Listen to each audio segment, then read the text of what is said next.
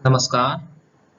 ई lectures की series में electronics तृतीय वर्ष के विद्यार्थियों के लिए विषय linear integrated circuits and design में 555 टाइमर्स में ही एक महत्वपूर्ण एप्लीकेशन मोनोस्टेबल मल्टीवाइब्रेटर के बारे में आज हम बात करेंगे।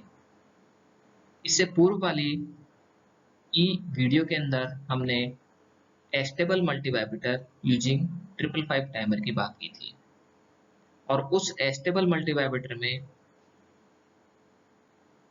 दोनों स्टेट ऑन और ऑफ दोनों स्टेट क्वासी स्टेबल स्टेट थी, यानी कि अनस्टेबल स्टेट थी। इसका मतलब था कि एस्टेबल मल्टीवाइब्रेटर में कोई भी ट्रिगर पल्स अप्लाई नहीं किया था। ऑन और ऑफ जो कंडीशन थी वो ऑटोमेटिक या उसके अंदर ट्रांजिशन अपने आप हो रहा था, लेकिन वह ट्रांजिशन जो external component R A, R B और सी काम में लिए थे उस पर निर्भर कर रहा था। आज हम बात कर रहे हैं mono stable multivibrator using 555 timer. Mono stable यानी कि एक स्टेट जिसकी स्टेबल होती है और दूसरी स्टेट क्वासी स्टेबल स्टेट कहलाती है। Quasi stable means unstable state कहलाती है। और इसके अंदर जो पिन नंबर 2 है जिसको ट्रिगर इनपुट कहते हैं, उस ट्रिगर इनपुट पर एक नेगेटिव गोइंग पल्स और जिसकी विड्थ बहुत कम है और 1/3 VCC से उसकी वैल्यू कम है, तो इस प्रकार के नेगेटिव गोइंग पल्स उस ट्रिगर इनपुट पर अप्लाई की जाती है। पुनः एक स्टेबल स्टेट होती है और एक अनस्टेबल यानी कि क्वासी स्टेबल स्टेट होती है। आउटपुट में जो पल्स मिलेगी और उस पल्स की जो विड्थ है वह निर्भर करती है जो एक्सटर्नल कंपोनेंट आर और सी कनेक्ट करेंगे उसकी वैल्यू कितनी है, उस पर निर्भर करेगा कि उस की जो पल्स का ड्यूरेशन कितना होगा या वह डिवाइस कितने टाइम के लिए ऑन होती है। For auto triggering of output from quasi stable state to stable state, energy is stored by an externally connected capacitor C to a reference level. This time taken in storage determines the pulse width. तो इस pulse width का duration कितना होगा वह किस पर निर्भर कर रहा है, इस चार्जिंग कैपेसिटर के अक्रॉस जो चार्ज कितनी देर के लिए स्टोर रहता है उस पर डिपेंडेंट होता है। इसकी मोनोस्टेबल मल्टीवाइब्रेटर का इंटरनल सर्किट डायग्राम, इसकी वर्किंग को समझने से पूर्व इसके क्या क्या कंपोनेंट्स काम में लिए गए हैं। दो कंपैरेटर्स काम में लिए गए, एक फ्लिप फ्लॉप है। फ्लिप फ्लॉप का जो आउटपुट है वो एक डिस्चार्ज ट्रांजिस्टर QD से कनेक्टेड किया गया है। एक्चुअल आउटपुट फ्लिप फ्लॉप की Q बार से लिया गया है, V आउट जिसको रिप्रेजेंट किया गया है। एक्सटर्नल कंपोनेंट जो कि इस आउटपुट की विड्थ या इस पल्स की जो विड्थ है उसको डिफाइन करेगी, एक्सटर्नल कंपोनेंट आर ए और सी लिया गया है। क्योंकि मोनोस्टेबल मल्टीवाइब्रेटर की बात कर रहे हैं तो एक एक्सटर्नल इनपुट यानी कि ट्रिगर इनपुट अप्लाई किया जाता है, वह पिन नंबर 2 पे अप्लाई किया जाता है। उसको कंपैरेटर 2 के इन्वर्टिंग टर्मिनल से कनेक्टेड किया गया है। रेफरेंस वोल्टेज कंपैरेटर 1 का रेफरेंस वोल्टेज 2/3 VCC है। कंपैरेटर 2 का जो रेफरेंस वोल्टेज है 1/3 VCC है। 2/3 VCC और 1/3 VCC जो ये रजिस्टर डिवाइडर्स काम में लिए गए हैं उसके पोटेंशियल कितना आ रहा है उसको रिप्रेजेंट करता है। सबसे पहले हम बात करते हैं कि जब ट्रिगर जो अप्लाई की जाती है वह ट्रिगर सामने वेवफॉर्म में भी दिखाई दी गई है, नेगेटिव गोइंग पल्स होती है और इसका जो ट्रांजिशन होता है वो 1/3 VCC से नीचे पर होता है। तो जनरली 1/3 VCC से कम वोल्टेज नेगेटिव गोइंग पल्स काम में ली जाती है। यहाँ आउटपुट वेवफॉर्म दिखाया गया है और कैपेसिटर के अक्रॉस चार्जिंग और डिस्चार्जिंग वेवफॉर्म को दर्शाया गया है। तो इसकी वर्किंग को समझने के लिए इनिशियली हम कंसीडर कर रहे हैं कि कैपेसिटर के अक्रॉस कोई चार्जेस नहीं है, कैपेसिटर के अक्रॉस कोई चार्जेस नहीं है, तो इसका मतलब है कि पिन नंबर 7 पे जो डिस्चार्ज ट्रांजिस्टर काम में लिया गया है वह सेचुरेशन कंडीशन में है। सेचुरेशन कंडीशन का मतलब है कि कैपेसिटर सी डायरेक्टली ग्राउंड से कनेक्टेड है। सेचुरेशन कंडीशन मींस जो फ्लिप फ्लॉप का आउटपुट है वह हाई प्राप्त होता है, यानी कि हाई, और एक्चुअल जो आउटपुट है क्यू बार से लिया गया है वो एक्चुअल आउटपुट 0 रहता है। तो इनिशियली कंडीशन में आउटपुट 0 होता है। फर्स्ट नेक्स्ट इसके बाद ट्रिगर पल्स अप्लाई की जाती है, negative going pulse trigger pulse apply की जाती है।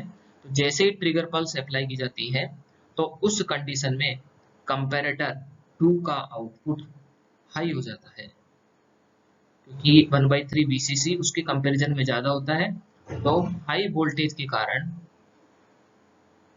जो फ्लिप फ्लॉप है वह रीसेट हो जाता है, और इस फ्लिप फ्लॉप का आउटपुट जो क्यू है वह 0 यानी कि लो हो जाता है, और उस कंडीशन में एक्चुअल आउटपुट जो होता है वह हाई प्राप्त होता है।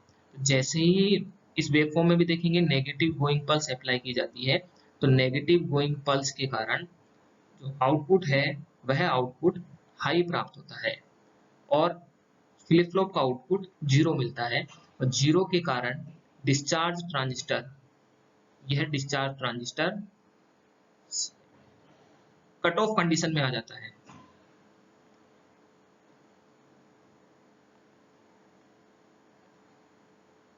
एक बार पॉइंटर्स ले लेते हैं ताकि समझने में आसानी रहेगी। जब फ्लिप फ्लॉप रीसेट कंडीशन में रहता है, मींस क्यू का आउटपुट जब 0 रहता है, तो उस कंडीशन में transistor QD, discharge transistor QD cut off condition में आता है। कट ऑफ कंडीशन का मतलब ये ऑफ कंडीशन में आ जाता है। तो उस कंडीशन में कैपेसिटर सी पिन नंबर 8 पे जो सप्लाई प्लस VCC अप्लाई किया गया है उससे इस प्रतिरोध RA के द्वारा चार्ज होने लग जाता है। तो यहाँ वेवफॉर्म में दिखाया गया है कि जैसे ही आपका आउटपुट, एक्चुअल आउटपुट जो क्यू बार पे लिया गया है वह हाई है, और फ्लिप फ्लॉप का आउटपुट रीसेट कंडीशन में है, तो उस कंडीशन में कैपेसिटर लीनियरली चार्ज होने लगता है।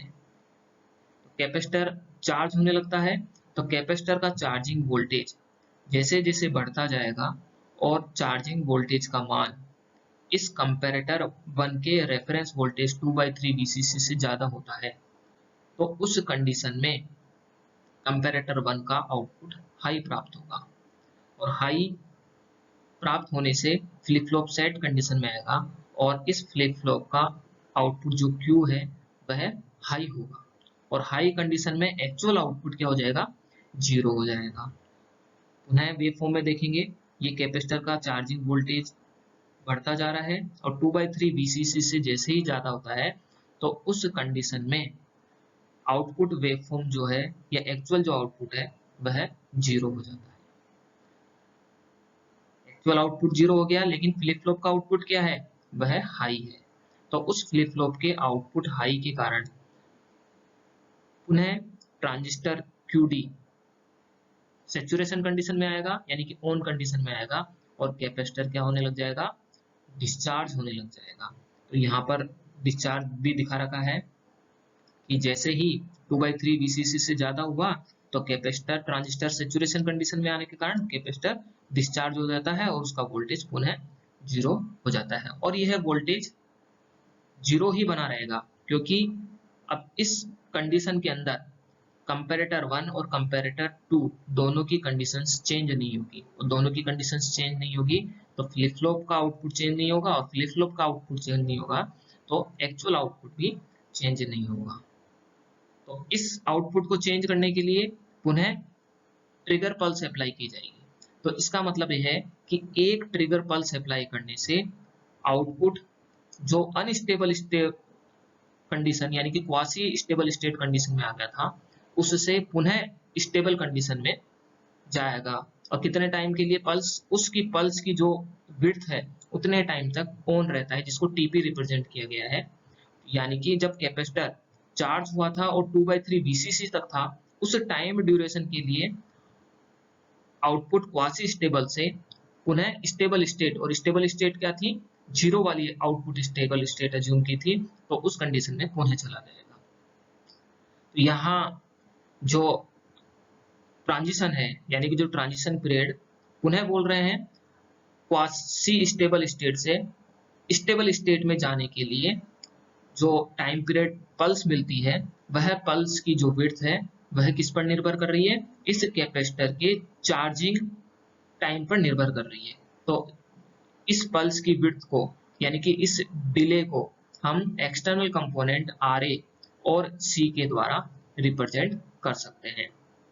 तो चार्जिंग जो टाइम है वह RA और C पर निर्भर करता है, तो उसकी वैल्यू कितनी होती है, पल्स विड्थ यहाँ डिफाइन की है TP is equal to 1.1 RA into C होती है। तो इतने टाइम के लिए पल्स की विड्थ हमें आउटपुट पर प्राप्त होती है, या इससे कोई एलईडी कनेक्ट कर दी जाती है, तो उस एलईडी का टाइम पीरियड उतने टाइम के लिए वह एलईडी ऑन रहती है, और ऑन होने के बाद पुनः इतने टाइम के बाद 1.1 RA इंटू C के बाद पुनः ऑफ कंडीशन में आ जाती है। पुनः अगर ये साइकिल रिपीट करनी है तो अगेन ट्रिगर पल्स अप्लाई किया जाएगा, और ट्रिगर पल्स अप्लाई करने के बाद पुनः एक्चुअल आउटपुट ऑन कंडीशन में आ जाएगा, यानी कि हाई कंडीशन में आ जाएगा, और फ्लिप फ्लॉप का आउटपुट जीरो हो जाएगा। और जीरो की कंडीशन में discharge transistor cut off condition में आ जाएगा, और कैपेसिटर चार्ज होने लग जाएगा। और कैपेसिटर चार्ज होएगा, और 2/3 VCC से जैसे ही कैपेसिटर का चार्जिंग वोल्टेज बढ़ जाएगा, तो उस कंडीशन में कंपैरेटर 1 का आउटपुट हाई होगा, और हाई की कंडीशन में फ्लिप फ्लॉप सेट कंडीशन में आ जाएगा। मींस ये फ्लिप फ्लॉप का आउटपुट Q है वह 1 बन जाएगा, और एक्चुअल आउटपुट जीरो हो जाएगा।